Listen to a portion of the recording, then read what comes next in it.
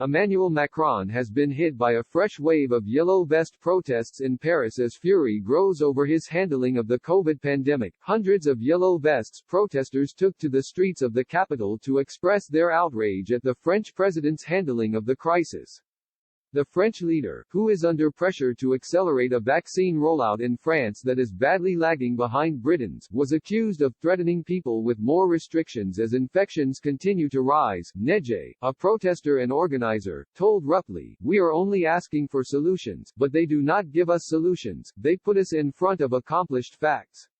They close hospitals. There are removing beds in hospitals and then they say that there are no more places to treat people. They are going to tell us to stay at home. We can no longer accept it." Valerie, another yellow vest protester, said, "I believe we have 800 political prisoners, 800 yellow vest activists in prison. I think there have been 3 dozen accidents in which protesters lost their hands or their eyes.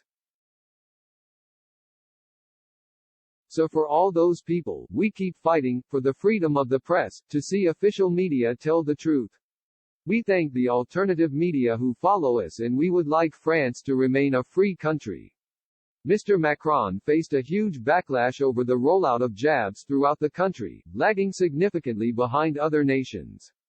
In France, less than 3 million people have been injected with the first dose of the vaccine, whilst almost 20 million have received the first jab in the UK. The French president had also caused dismay in Britain after being quoted earlier this year as saying the AstraZeneca-Oxford vaccine appeared quasi-ineffective among those aged over 65. Last week, Mr. Macron was forced to make an embarrassing U-turn as he said he would gladly accept being inoculated with the Oxford jab if it were offered when his turn comes. He said, "In view of the latest scientific studies, the efficacy of the AstraZeneca vaccine has been proven. My turn will come, but I've got time. If that's the vaccine that's offered to me, I will take it, of course." He also said AstraZeneca had failed to meet its delivery targets and that EU leaders were putting pressure on the Anglo-Swedish company. He said, "We told them, you're not being serious about the commitments you made, because you haven't met them.